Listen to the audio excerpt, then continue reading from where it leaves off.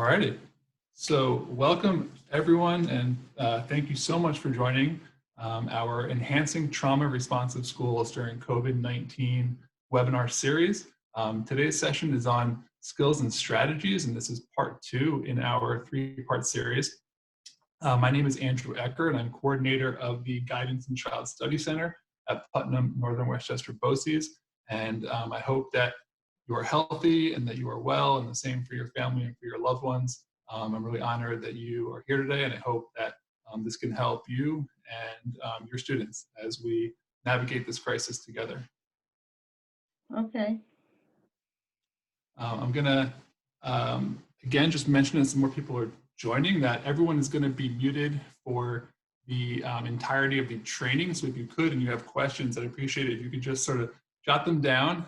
That way we can cover them at the end, but that way we can have this recording. It'll be posted to YouTube and it will be available for yourself, for others going forward.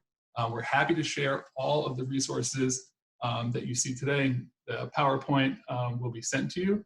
In order to, for us to send the PowerPoint, please just enter your email in the chat box, and my colleague Louise Dutra will have your email, and that way we will send you the PowerPoint with all the embedded links and the resources, and a link for our YouTube page that you can access this, as well as our other trainings going forward. So I appreciate that.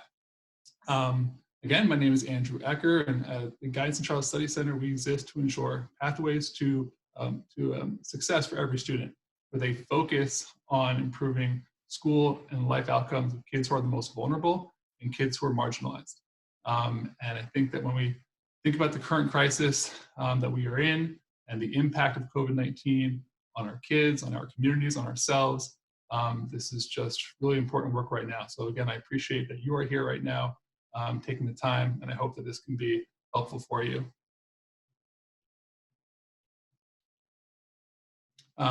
Here's our agenda for about the next hour or so.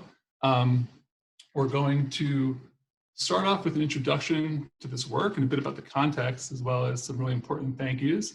We're also going to take some time to talk about our own self-care and to be really intentional about that. Because as we talk about the trauma that our students are exposed to, that we are exposed to, it's really important that we take care of ourselves, so that we are well, so that we can help our kids. Today, when we talk about skills and strategies, we're going to be looking at this third bullet here, but I want to also frame the first two, just so that we know kind of where we are in this series. So some of you might have joined us last week on Monday or yesterday for part 1. And in Trauma 101, we learned about the different types of traumatic experiences and their prevalence, and how to understand how exposure to trauma can impact emotional, social, and academic functioning. So that's what came before in part 1. Today in part 2, we're going to enhance our ability to support students who have been exposed to trauma.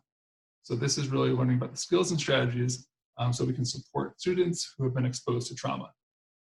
And one thing of note is that everything that we're sharing today existed before COVID-19.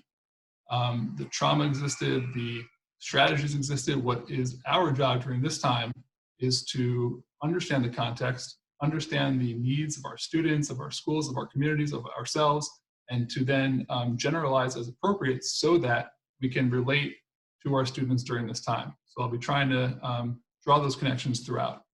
Again, as I mentioned, you can receive this presentation by entering your email into the chat box, and Louise Dutra will send this to you afterwards. Her email is also posted here at the bottom of the screen.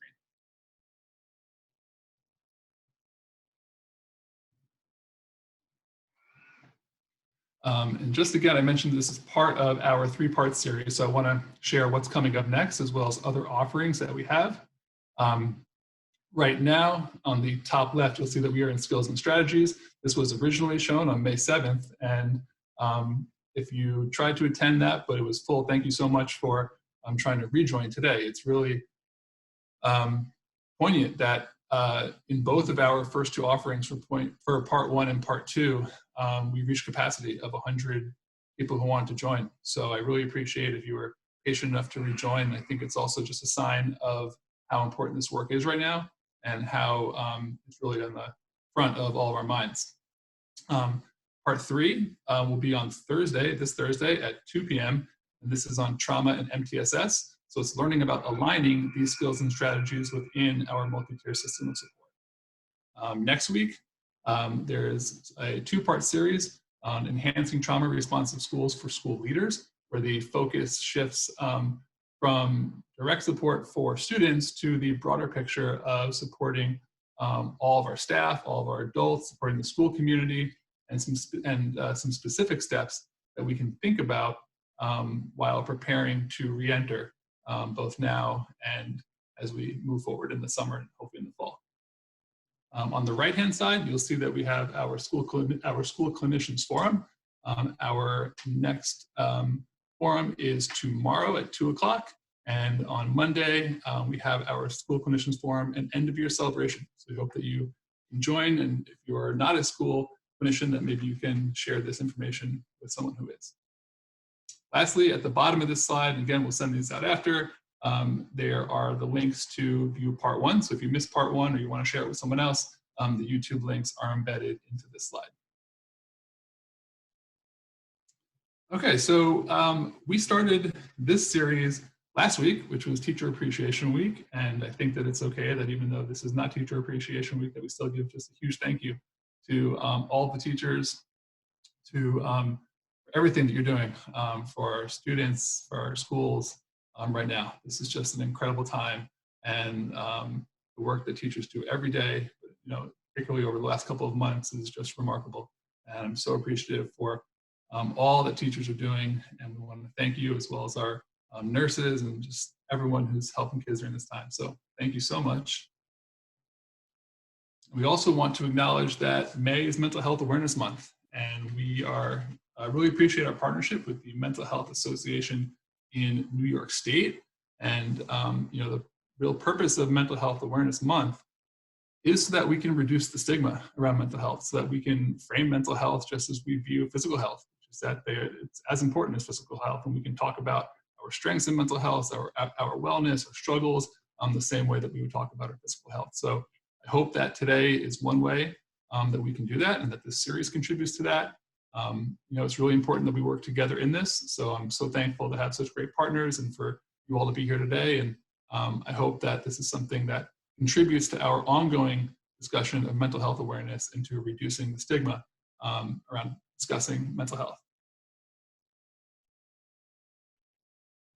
I want to give another big thank you to all of the resources that have been made available to us and that I'll be borrowing from during this presentation.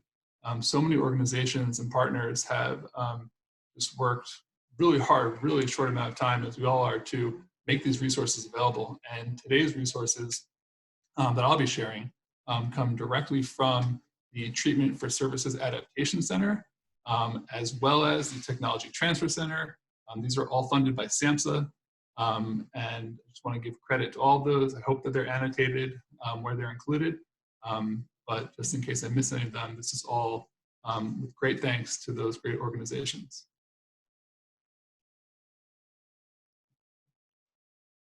So as I mentioned, we're going to start intentionally talking about self-care. And I will include self-care in the skills and strategies because we need to be well in order to support kids and others who we're caring for. So one way that we frame self-care is through our ABCs of wellness, with A being for awareness, B for balance, and C, connection. And this is a great way to kind of check in with ourselves and see how we're doing across each of these areas. First, in terms of awareness, being able to check in with ourselves and just knowing how we feel with our emotions. Am I tired? Am I stressed out? Am I happy? Am I sad? Whatever feelings we're having, that's okay. The important thing is to be aware of it, to honor our feelings, to acknowledge them, and to do whatever it is that we need to ensure that we are well. B is for balance. So to be really intentional about making sure that we have balance of time, whether it's time between work and family, time for self-care, time for exercise, time to just be quiet and disconnect from things. We need to have balance, and obviously it's different for everyone, but I think that especially as we're working from home right now, it's super important to keep in mind that balance, because I think that it's really easy for us to sort of blend between work and life and home things. So anything that you can do to create a routine, to have schedule, to really schedule your time for self-care, that can be really important. And the C is for connection. So even though we are possibly in quarantine or isolated from others, it's really important that we maintain our social connections and that social fabric. So with loved ones, family, work colleagues, hopefully we can find ways to stay connected with people. And even venting about work with colleagues can still count as part of that connection, so that's okay too. But we always want to be sure that we're keeping in touch with people, that we have those connections, especially during this time where we are more isolated.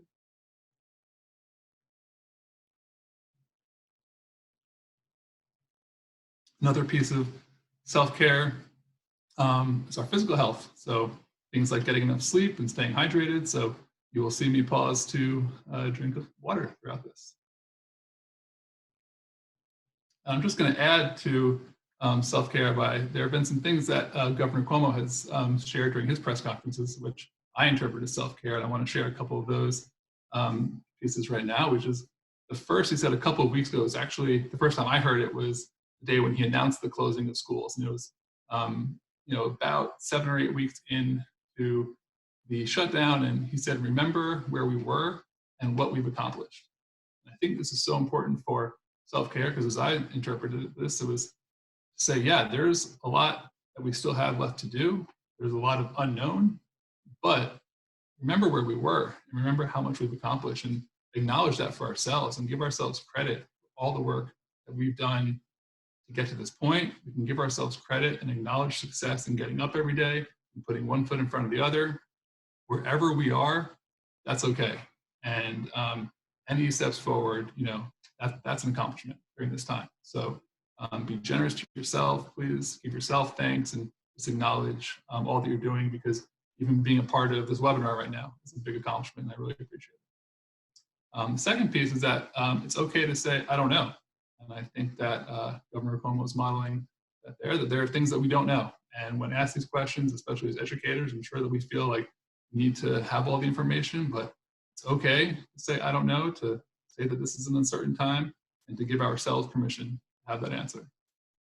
The third one here is to wear a mask. So this is an important part of physical care for ourselves when we are out in public, but also for showing others that we care, not just for ourselves, but also for our greater society. To show that we care about what happens to each other, to show that we care for people who are more vulnerable, and wearing a mask can do all of those things. And the last one is love. And I think just to love ourselves, to love each other, to lead with love and compassion for our students and all that we do. I think that's something that go a long way in making us feel better in our self-care. And I think we just need to have a lot of love right now.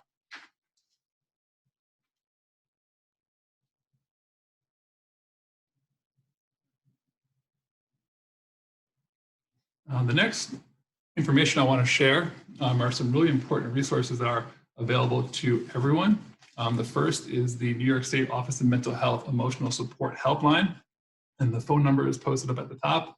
The Emotional Support Helpline provides free and confidential support, helping callers who have experienced increased anxiety due to this coronavirus emergency. So there are volunteers who are available.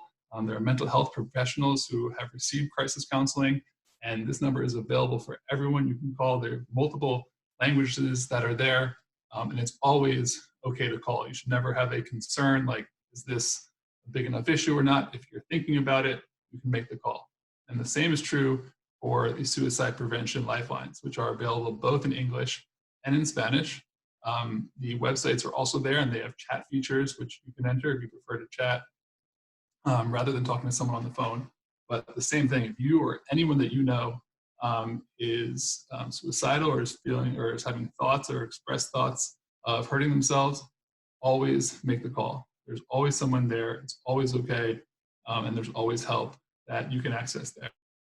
And I'm sharing these for us, as we might have our own crisis, that you can share it with other colleagues, students, whoever it is. There's always help that is there.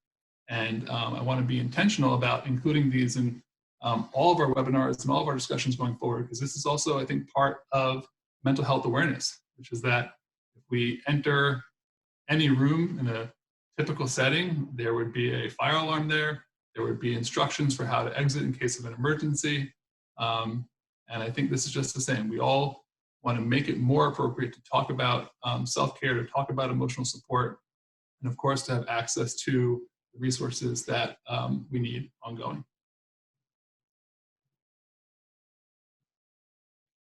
Okay, so we're now going to get into the heart of the content for today, and I'm just going to frame this in terms of a trauma responsive school system, and these are the 4 R's that are presented by SAMHSA. And I'll share, the overarching 4 R's, where we were yesterday with part 1 and where we'll be talking about today.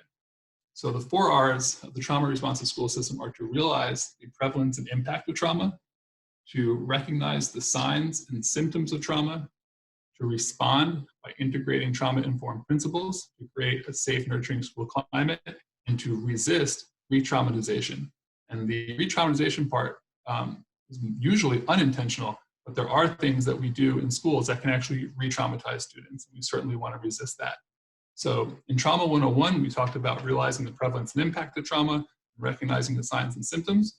And today we'll be looking at the next 2 R's. So responding by integrating trauma-informed principles to create a safe, nurturing school climate, and resisting re-traumatization.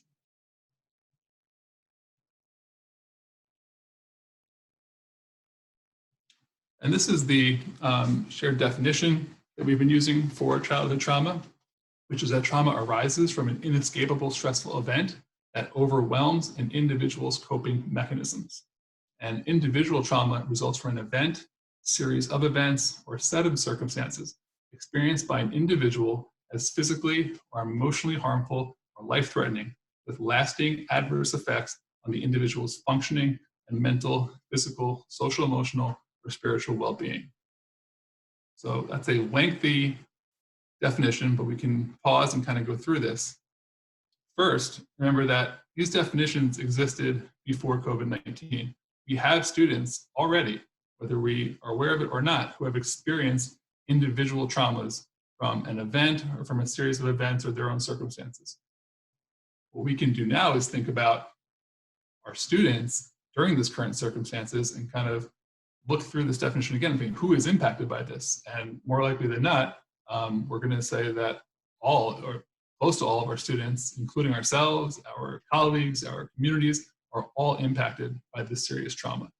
So when we think about an event or a series of events that we experience that is physically or emotionally harmful or life-threatening, that is this traumatic experience. Now, the impact of that is that it can have lasting adverse effects on the individual's functioning, and this includes the mental functioning, our physical well-being, our social, emotional, and spiritual well-being. And I think this is pretty much the heart of this issue, which is that we are all, including our students, but not limited to, ourselves included in this, are experiencing trauma right now. And we need to be aware of this, we need to acknowledge this, and be equipped with the skills and strategies so that we can respond accordingly. And that's the trauma responsive school. We want to respond to students' trauma, we want to be prepared, we want to support them going forward, because we know, the research, the data supports that after experiencing trauma, there are adverse effects, and these are longitudinal, that impact our well-being mentally, physically, social, emotionally, and spiritually.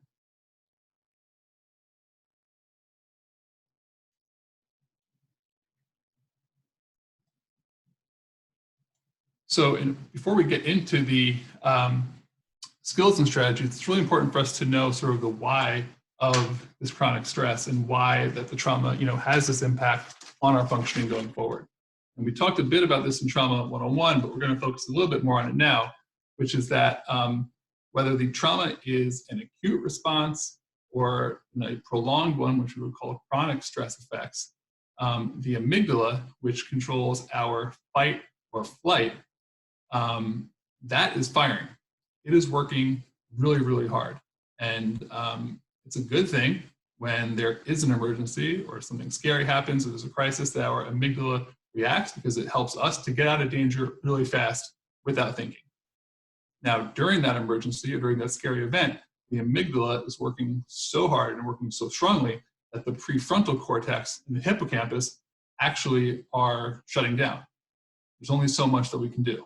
So when our amygdala is firing and working so hard, and the hippocampus and the prefrontal cortex are not, what we are trading off there is some of our cognitive ability.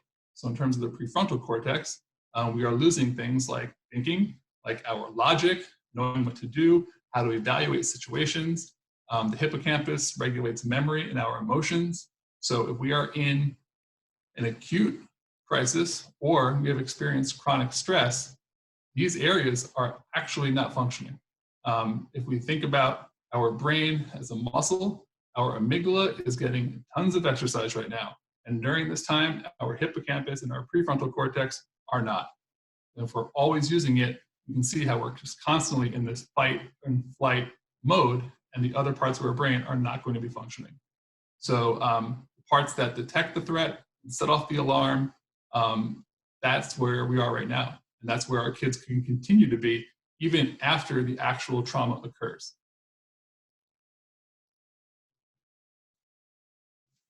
So we know that when there's childhood exposure to trauma, and you see this term ACEs here, which stands for adverse childhood experiences. When we have adverse childhood experiences and trauma as a child, this leads to proximal outcomes of poor academic performance, emotional difficulties, and social impairments, and distal long-term outcomes such as chronic health problems, lower rates of employment, and higher rates of incarceration. And again, in Trauma 101, there's more details on these studies, such as the ACEs studies, which was conducted in California on more than 17,000 people who had experienced trauma. And we can send you the information from Trauma 101 so that you can read more about that information. But what we are doing is this, which is this big part of TRS in this equation, which is that we know that children are exposed to trauma. We know that they have adverse childhood experiences. What we are going to do is intervene with trauma-responsive schools so that our proximal outcomes improve academic achievement, improve our students' social emotional wellness, and so that our distal outcomes, long-term, we have better health outcomes, more stable employment, lower incarceration rates, and overall better, healthier lives.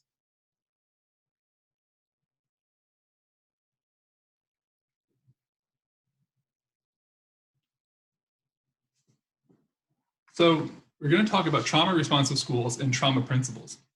And on the left-hand side of the screen, you will see the different responses that we're going to look at today. We'll go further into depth in some than in others, but on the parts that we don't get to, all the information is in here. And if we're cut off really short, then we can plan another session going forward. But the trauma-responsive strategies are in resilience and relationship building. We're going to look at that in depth. On classroom climate, we'll talk about what the classroom climate looks like, not in the classroom, if we're working virtually. Trauma-informed communication, trauma-informed de-escalation, and trauma-informed staff collaboration.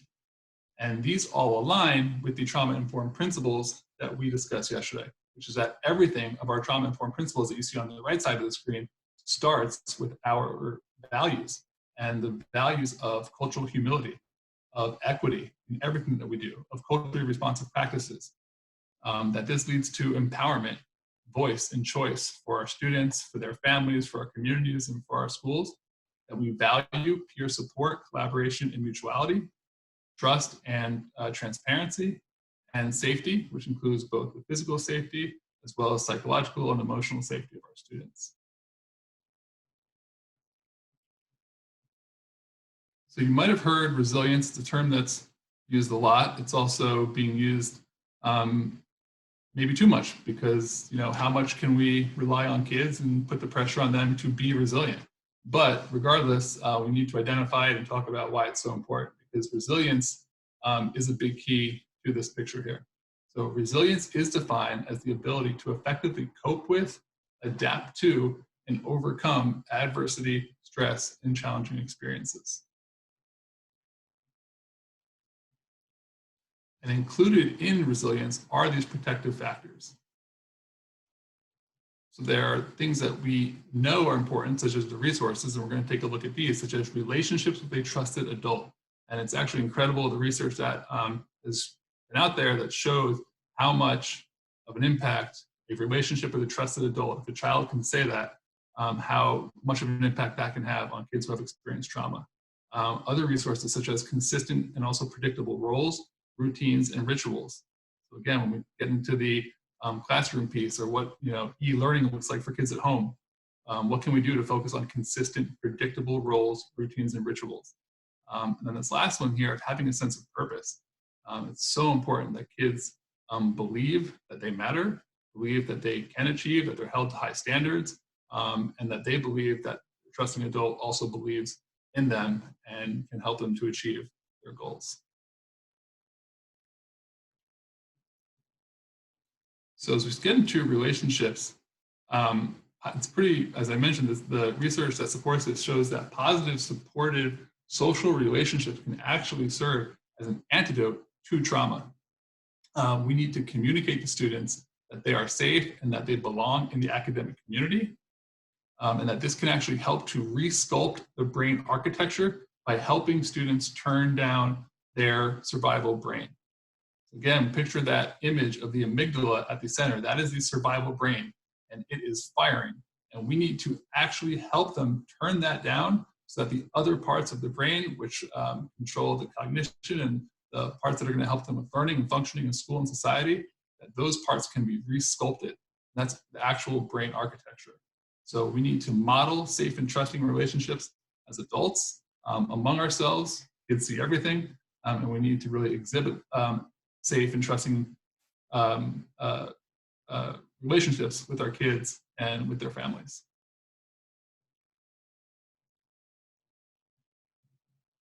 So I apologize if this is small, but I'm going to try to talk through some research that's on relationships and the impact of them. And this was a study of 8th graders, of 8th grade students who had experienced adverse childhood experiences. So these are students who have experienced trauma in their life. And this was a controlled study. So the input here was that students identified that they had a trusting adult in their school who they could talk to. So that was what was added into this. So at time 1, you would see all the students, and at time 2, the dotted line represents student statements of hope after they had a positive relationship with a trusting adult. On the top left, you see reading achievement, and you can see that students who had lower reading achievement after having reported having a trusting relationship with an adult, their reading achievement scores increased. And that's the impact of what was added in, was that the students who did not have a trusting relationship with adult, their reading achievement decreased, and the students who identified over time having a positive relationship with an adult, that increased. For math achievement, students who did not have a positive relationship with an adult in their school, their math scores stayed about the same. And for students who did identify having a positive trusting relationship with an adult, their math achievement increased. On the bottom one, this is where maybe most startling, you can see how they identified feeling hopeful about their own future. And I think this is so powerful, and again, showing the impact of having a positive relationship with a trusting adult, which is that the 8th grade students who said that they did have a positive trusting relationship with adult, their ratings on their hope scores increased dramatically, and those who did not, their hope about the future and about their own success decreased significantly. So the studies, if you'd like to see it, it's cited here, but shows the impact of a positive trusting relationship. And for 8th grade students who identified, yes, I have a positive trusting relationship with an adult, compared to those who didn't, we saw increases in both reading and math achievement, but maybe most significantly in hope for the future and for their own success going forward.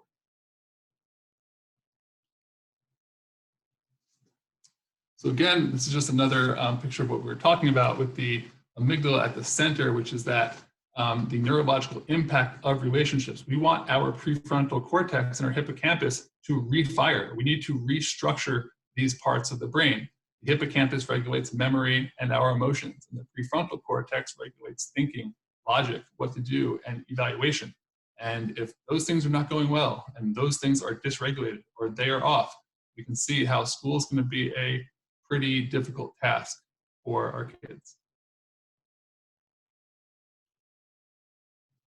There's a great TED Talk in here on the neurological impact of this. It's linked at the bottom. We're not going to share it right now, but I hope that you can take some time afterwards to view this.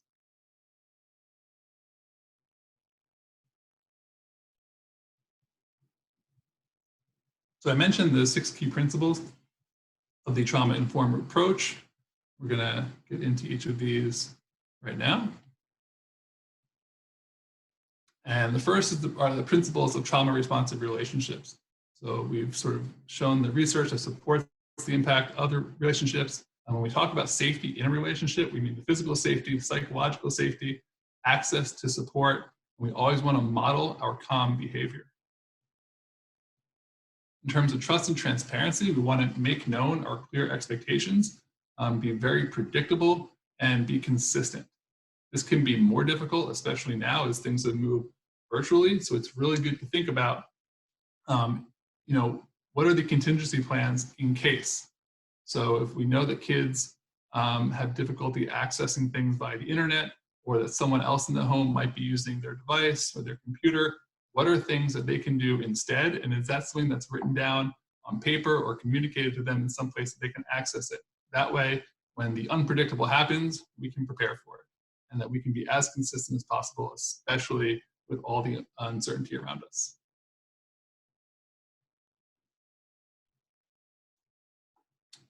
The peer support applies to both students and adults. It's really the foundation for learning and for collaboration. We know that shared experiences promote healing and well-being. So we want to create a culture and an environment in which we value people's histories and value their backgrounds. And we don't see a trauma that they've experienced as a deficit, but rather as part of who they are. And we want to know about that. We want to honor that and their families and share those things within a safe environment. In terms of collaboration and mutuality, there's partnering in collaboration, but I think these last two are most important, which is that we truly have level of power. So when we say that you can make a choice, is that really a choice? And are the choices that are presented mutually agreed upon? And are they reflective of the students, of their families, of what's important to them? And is that shared decision-making meaningful? And this takes time because we need to know each one of our kids. We need to know each one of their stories, and we need to know what's happening. And there's a saying that if you don't know that child, you can't teach that child. And I think that right now that's so important, because when we're in a classroom, while there's so much that we can't control, it's still our classroom. And right now we are putting a lot of faith in knowing what's happening in people's homes and what's happening to their family members. So what are some things that we can do to engage families, to engage students, so we can better understand what their current experience is, what their home life is like, what works for them, what's really important to them right now, because things might have shifted given economic situations, given health situations. So while we might have gotten to really know kids earlier, it's a really good opportunity to always spend time getting to re-know our students on an ongoing basis. So one way to do that is to provide opportunities for success. This is part of empowerment, voice, and choice. We want kids to be successful. And if kids are struggling typically, and then we add in any sort of traumatic experience to them, we know that their brain really, truly, it's not functioning in the way that it should be. And sort of what can compound this is if their amygdala is firing and they're already sort of in this fight or flight mode, and then we couple that with these unsuccessful experiences at their schoolwork, or they're experiencing what they perceive to be disappointment from a teacher or from someone who they trust, that can make them feel even worse about themselves and can really spiral downward there. So we want to provide opportunities for success. We want to engage students in their decision-making, encourage students to identify their own resources so that, if we're asking them to complete tasks in terms of our schoolwork, we know that they truly have access to these things. And we want to always acknowledge successes too. This kind of connects to what Governor Cuomo said and where we started from, which is that acknowledge where we've been, acknowledge successes we've had, and let's build off of those going forward, even as uncertain as things are.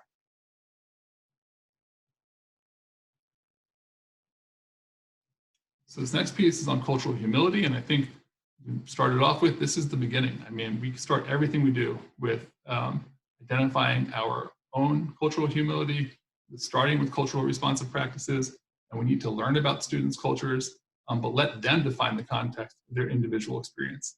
We don't want to assume those things for families, for communities, for kids. We need to elicit responses from them so that they can identify the strengths and the assets of their culture. We need to understand inherent protective factors and coping mechanisms associated with each culture. We do not want to assume that we all deal with death in the same way, that we all deal with economic hardships or with poverty or with hunger in the same way. We want to be aware of our own biases and its manifestations as we look to better support our kids. Oops, sorry about that.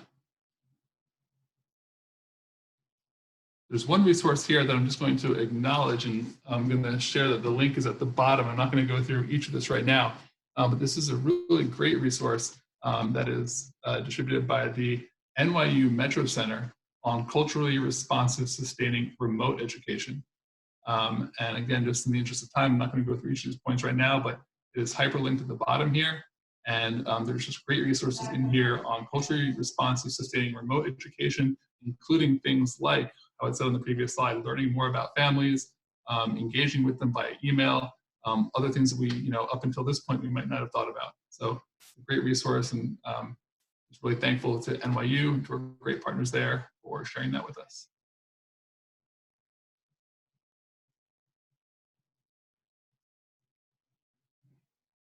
Okay, so we're going to talk about creating a trauma-responsive classroom, and obviously we need to think of our classroom in different ways right now. Our classroom is virtual. We need to know, as I said, about our kids' homes, about where they're living, about knowing who's in the home right now. So when we think about these tenants, it's about thinking about them and thinking, so what's one thing I can do now to enhance this for my kids? So I know that a safe and calm classroom is essential for learning. What can I do virtually in whatever format I have to support a safe and calm classroom? There are strategies that we're going to look at that can really support kids who have experienced trauma. You can sort of get the biggest bang for your buck here, because we know that just to get started, if it's not safe and if it's not calm, things are not going to go well. So we want to think about transparency and predictability.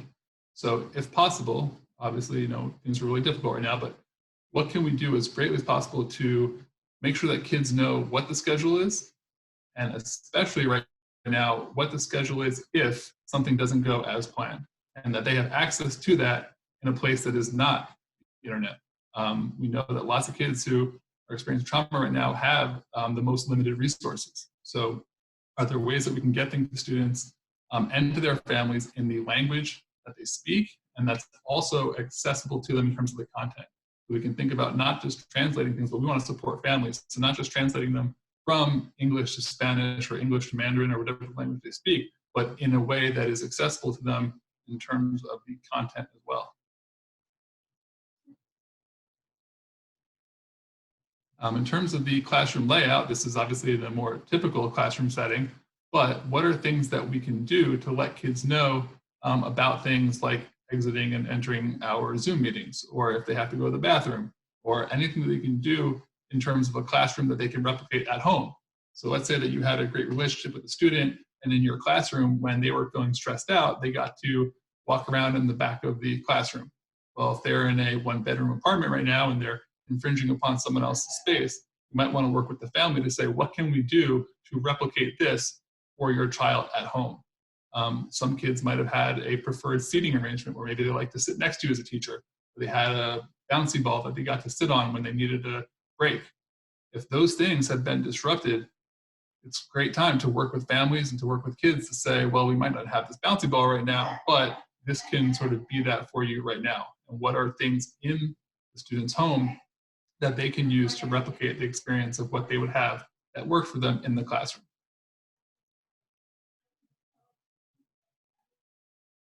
Subject matter we know can be potentially triggering, so we'd always want to be aware of our classroom signage, especially around sensitive subject matter. We want to use welcoming and inclusive language and signage and to really empower students. So again, these might not be posters on our wall, but it could be content that we are talking about in our classes. We know that seeing signs of domestic violence can be really triggering for kids who are exposed to that.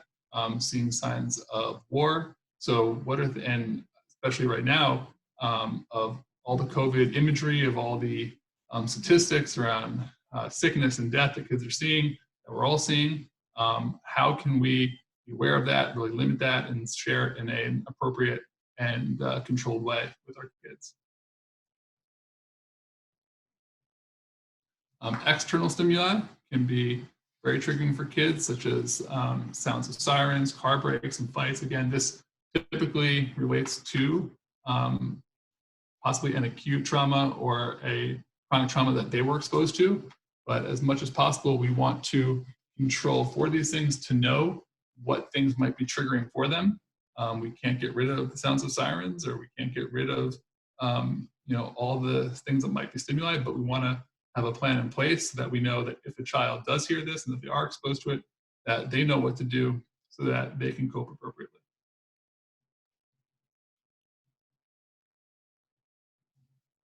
We want to set expectations for peer-to-peer interactions, so we can foster collaboration, but also create a culture of collaboration and support.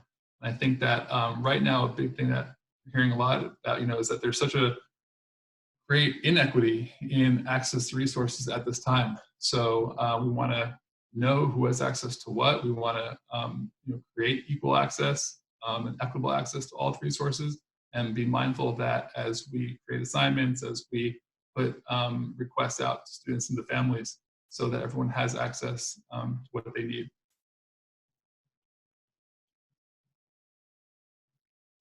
And also in terms of interactions amongst ourselves, so between and among ourselves with students. We want to involve students in decision-making to foster empowerment. We know that when we're in the classroom, physical space and stance when we are communicating with students is a big thing. Students, we might feel that we are approaching them in a very calm way, but to them, they might feel that that is either interrogation, or they might feel like they're attacked. And this can also be the result of different cultural norms around communication and things like physical space, stance, tone, and voice when communicating with students. So these are great ways to learn more about the cultures, to learn more about how our students react to different things, and to talk with kids, talk with families, and really listen to them to see, how are we doing in terms of our communication, and what else can I do to better communicate with you and with your family.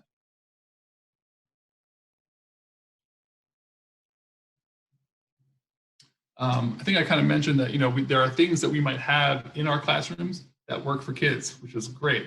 And then what we want to do is think about, so how can we generalize that to our current context? So again, just thinking about your students who might struggle and who might have done really well with certain accommodations in the classroom. What are those things, and how can we work with the family so that kids can have access to something like that has the same function while they are at home?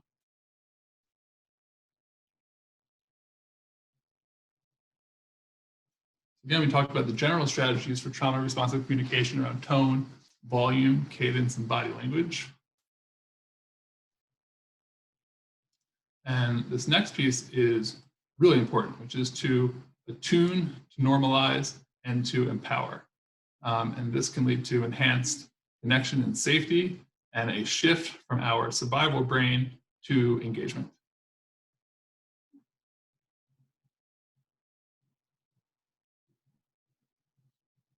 So this first step, attunement, is really about validation. And there are a few different types of reflective communication that do this validation. Simple, there's feelings, there's double-sided ones, but the most important thing about attunement, if you want to put yourself into your student's shoes, you would hear the student say or think, I feel felt. I know that you get me. And I believe that you understand what I'm saying or what I'm experiencing right now. That's attunement. So you want to think from your student's shoes, from their perspective, that I feel felt. And in some way, we want to have a check on that to know that they actually feel felt. They might not use those words, but what is a way that we know that what we're doing is having the impact that we intend for it to have. So there's a few different strategies with examples, and I know we're coming short on time, so I'm not going to go through each of them, but I just want to say that for each of these, there's a situation or an affirmation, something that you can say at the top, and then there's some examples at the bottom.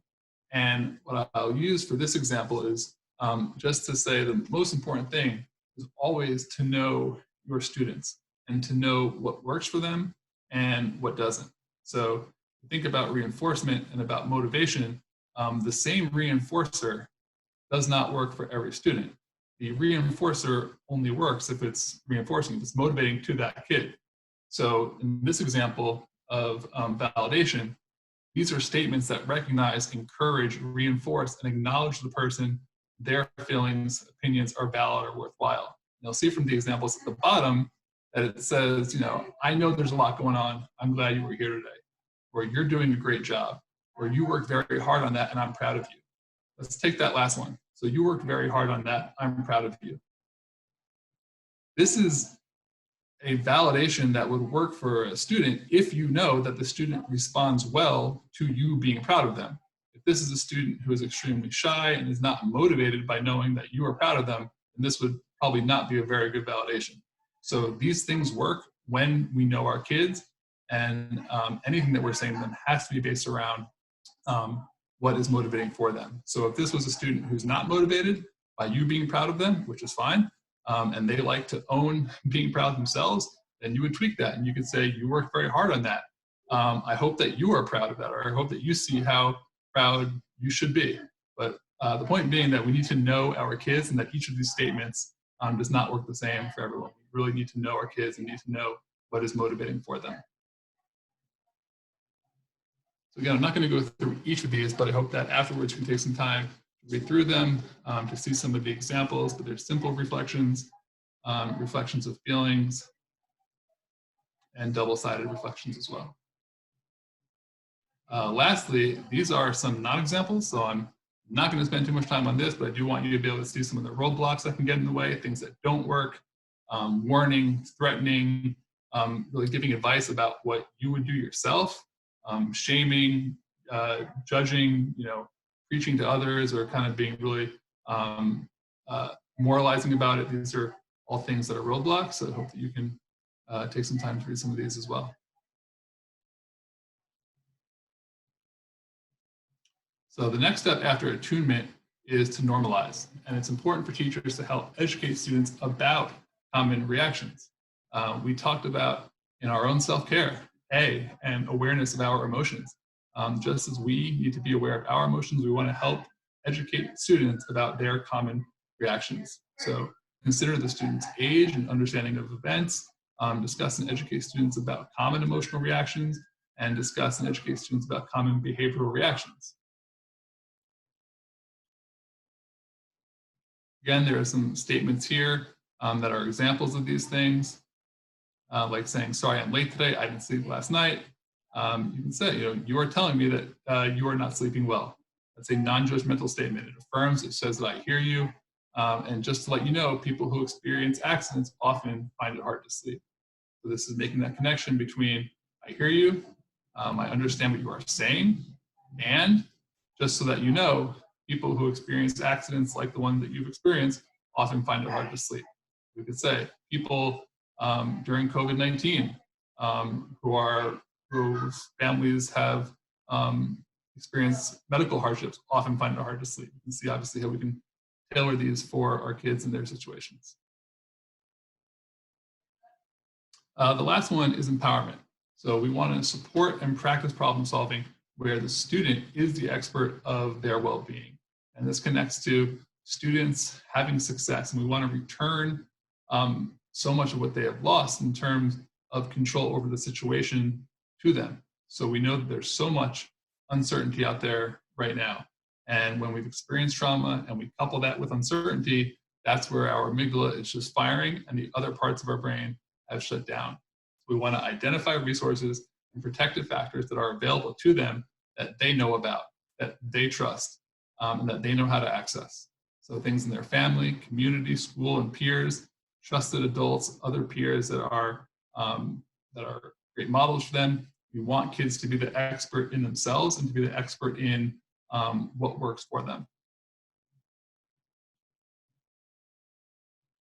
So again, there are some statements and examples here on things that have helped them. And I'm just gonna share a snippet here, which is that we can ask students what has been helpful in the past when you've had a hard time sleeping or you've had a hard time with this.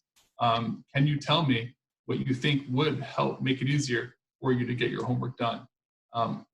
There's no other way to know what's happening if we don't ask these questions, if we don't talk to their family, and to really value their voice in this, because we might put together the best plan, but if it's not culturally responsive, if it doesn't reflect what's important to the family, to the community, to that student, most importantly, then it's not going to be very successful. So the next step is in de-escalating when there are challenges.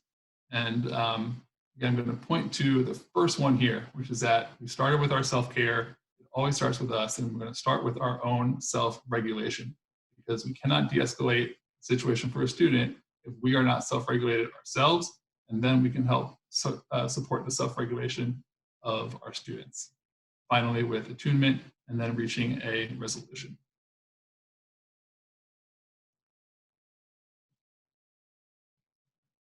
So going back to our brain, if a student is in crisis, they are, we can assume, in survival mode. Their amygdala is firing, the prefrontal cortex, the hippocampus, those are offline. So if that's the case, let's adjust our expectations based on the fact that the student's brain really is not functioning properly. So we want to engage students from a place of calm. We want to respond to a dysregulated student in a way that is not punitive or an authoritative way, because like we already said, this is just going to exacerbate the situation. It could further, most importantly, it could actually further erode trust that they have in you, because if they were in a crisis and they came to you or they had an interaction with you, things didn't go well, that's their amygdala telling them, don't go back to this person. They're not going to help you, despite your best wishes. Despite, again, this is the re-traumatization part. It's often unintentional, but how we approach kids during this time and our interactions with them can be really critical.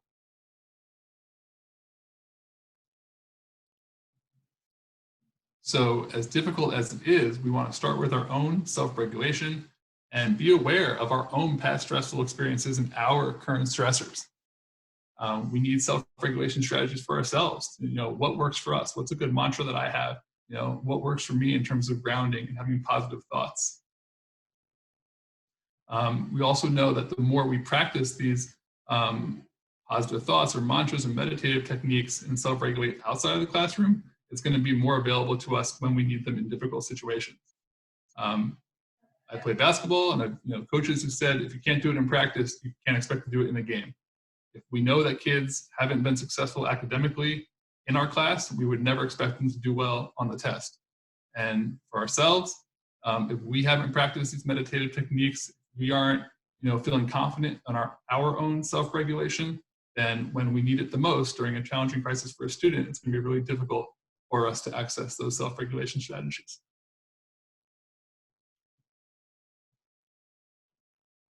So here are some questions that we can ask ourselves.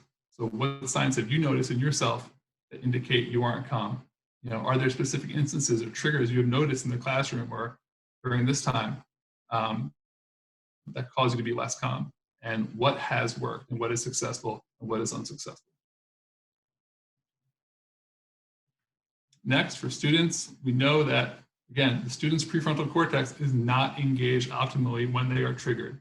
So that reasoning part is most likely to be unsuccessful. They're in this fight or flight mode. So the key for us is to help them understand that they are safe and that they are in a safe and supportive environment. We are not going to get through the rationale of this. We are not going to get them to say, I'm sorry if they hit someone. That is not the goal. The goal is for them to understand that they are safe and that they are in a supportive environment, and to know that you are the trusting adult that right now is supporting the safety, that is supporting the supportive environment, and that is here for them.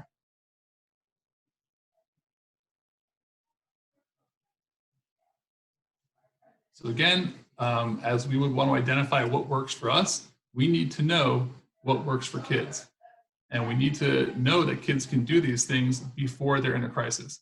Because if a student hasn't been able to master these skills or these strategies when things are going well, they're not going to be able to do it when they are in a crisis. And we certainly can't rely upon them or try to teach them something new when they are in a crisis.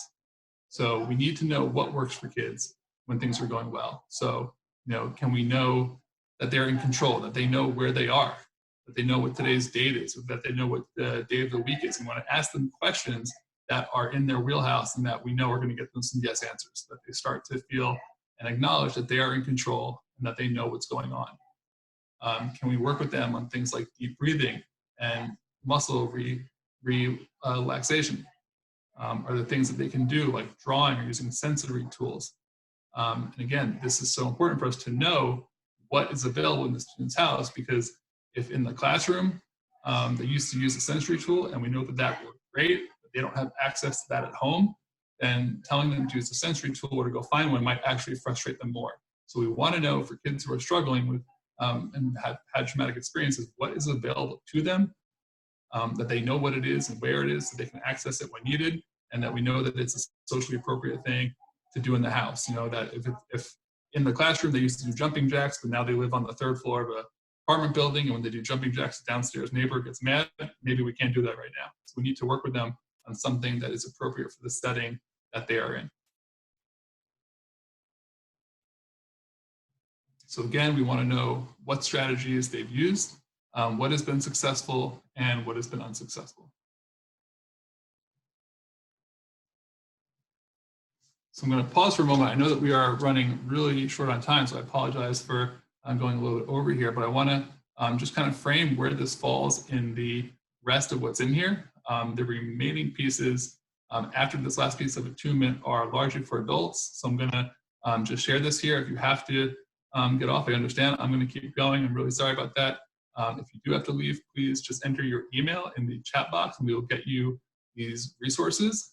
And again, the remaining parts are more about adult interactions. So you sort of made it to the big pieces on the skills and strategies for kids.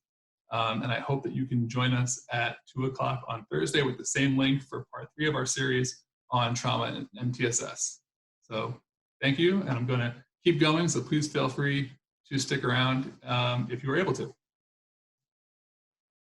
So the last part of this is for attunement, which is when students are still in the process of calming themselves down. So they're not ready for teaching, they're not ready for problem solving. The amygdala is still going.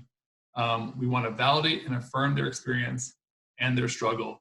And we can do this by using reflective listening and non-judgmental communication. And we want to shift right now from stress to rest. If the amygdala is firing, we are stressed, we want kids to be rested. And when kids are seen, when they are heard, and when they are understood, that's what makes that possible.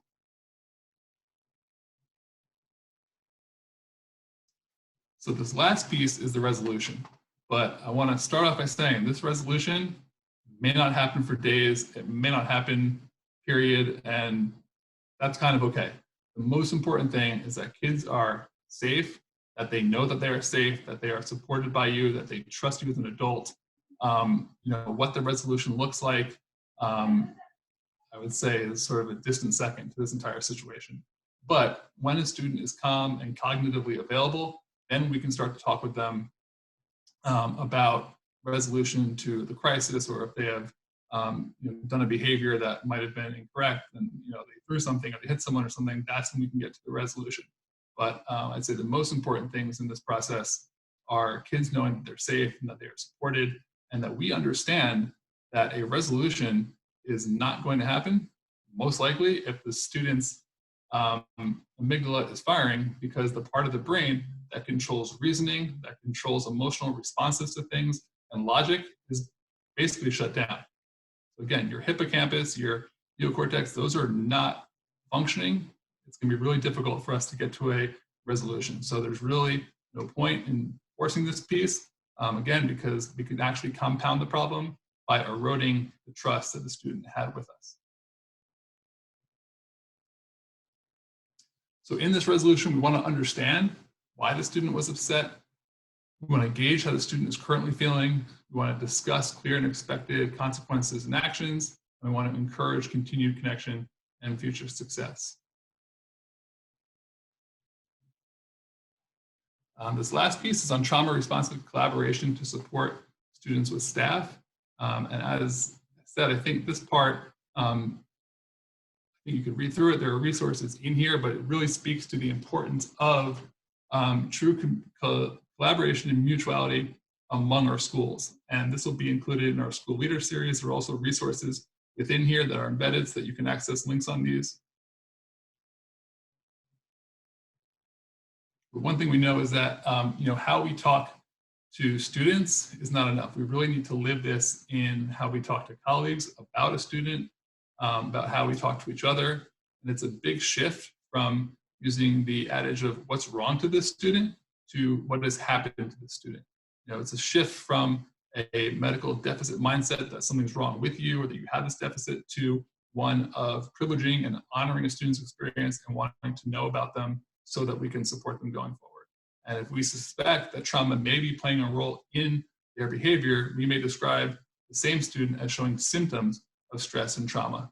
And thinking about the student's strengths so that we can leverage that to build resilience going forward, and not seeing them as something that is wrong with them, that they're a troublemaker, or that they're difficult, or that something was wrong with what happened to them in the past.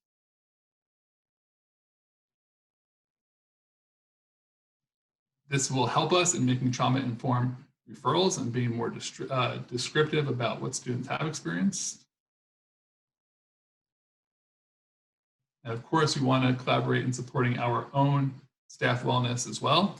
I'm really proud that we are now putting out school mental health tips of the week. And right now we're really supporting staff well-being. So last week we had a resource for supporting caregivers. This week we have one on apps for self-care. So again, if your email is in the box, just another plug that you can get these resources from today, as well as our school mental health tips as we go forward. So just connecting back to where this fits in our trauma responsive school system and our 4 R's, we started off in Trauma 101 on realizing the prevalence and impact of trauma, on recognizing the signs and symptoms of trauma, and then today we discussed responding by integrating trauma-informed principles to create a safe, nurturing school climate, and resisting re-traumatization. In our trauma responsive lens for students, we are shifting our perspective from what is wrong with that student to what has happened to that student. And if we want to think about every student that we interact with, and the last 2 months, if we've asked ourselves this question, what has happened to that student? What has their life been like over the last 2 months? What have they experienced in their house, in their family, in their community? These are the questions that we need to ask ourselves so that we can know what's happened to our students and so that we can be trauma responsive going forward. So again, we started with the acknowledgement that children have exposure to adverse childhood experiences and trauma, and that we intervene. We can implement trauma responsive practices and have trauma responsive schools so that we can lead to proximal outcomes of increased academic achievement and social emotional wellness, and longer term distal outcomes of better health, better wellness, more stable employment, lower incarceration rates, and overall better quality of life.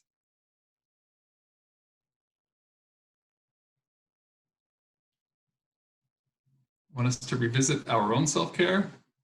So much of what we talked about today starts with us as adults and us being well. So I hope that you can Take some time to think about the awareness of your emotions.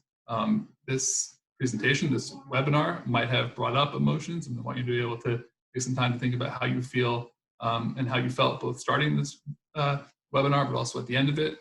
Think about balance. It's a good time after this to take a break, have lunch, go outside if possible, ensure that we have time for self-care and to stay connected with family, with friends, with colleagues. And again, here are our resources for our emotional support line, as well as our suicide prevention lifelines. For you or for anyone else, it is always okay to call. There's always someone there who can help. And in terms of our next steps, I hope that you can join for part 3 of our Enhancing Trauma Responsive Schools series. We'll be meeting on Thursday, May 14th at 2 o'clock for trauma and MTSS, where we'll talk more systemically about aligning these trauma responsive practices within our multi-tier system of support. Next week, we'll start our Enhancing Trauma Responsive Schools for School Leaders series. On Tuesday, talking about trauma and first steps. So how can we learn about trauma and support our staff in our school community now? And then on Thursday, the 21st, a deeper look into trauma and how we can prepare for reentry. And we also have our weekly school clinicians forum. Our forum this week is tomorrow, May 13th at 2 o'clock. And you can register for our school clinicians forum end of year celebration, which is Monday on May 18th. We hope you can join for that. Again, all these resources will be available to you if you can just enter your email in the chat box. And a big thank you to Louise Dutra for all of her great work in organizing everything and getting it out to everyone, and for recording today's session. I just want to end with just a final thank you to each of you for all that you're doing, for caring so greatly about the success of our kids. Please let me know if there's anything that I can do to help you. If you have any questions, I'm happy to stick around and talk after this call, but just want to thank you, and I hope that you stay well, and I look forward to connecting with you soon. So at this time, we can stop the recording.